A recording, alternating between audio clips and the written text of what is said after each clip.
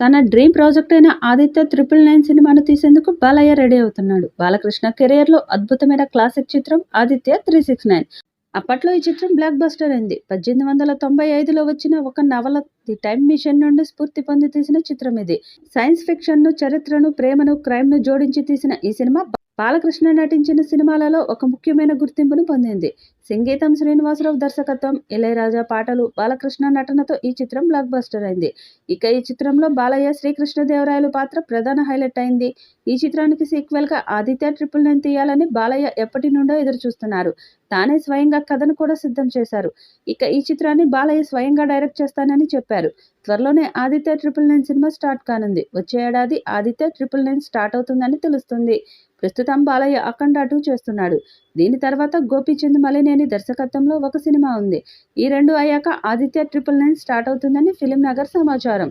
ఇక 'ఆదిత్య 369' కథ విషయానికి వస్తే 1991లో ప్రొఫెసర్ రామదాస్ అనే శాస్త్రవేత్త తన ఇంట్లో ఏర్పాటు చేసుకున్న ప్రయోగశాలలో కాలంలో ప్రయాణించగలిగే ఒక యంత్రాన్ని తయారు చేయడానికి వివిధ రకాల ప్రయోగాలు చేస్తుంటాడు. చాలా ప్రయత్నాలు చేసిన తర్వాత కూడా అది పనిచేస్తున్నట్లు కనిపించదు. రాజావర్మ అనే స్మగ్లర్కు పురాతన వస్తువులు సేకరించడం హాబీ. ప్రపంచవ్యాప్తంగా ఉన్న ప్రముఖ వస్తు సంగ్రహాలయాల నుండి విలువైన వస్తువులను దొంగతనం చేయడం అతని అలవాటు. అందుకు అవసరమైతే ఎంతటి నేరాన్నైనా చేయగలడు. కృష్ణకుమార్‌కి టీవీలు తయారు చేసే కంపెనీ ఉంటుంది. అతను రామ్‌దాస్ కూతురు హేమను ప్రేమిస్తాడు.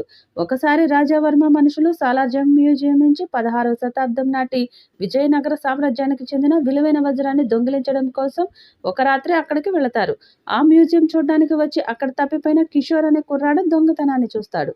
ఆ దొంగలు కిషోర్ వెంట పడగా భవనం పైనుంచి కింద పడబోతున్న అతన్ని కృష్ణకుమార్ కాపాడతాడు.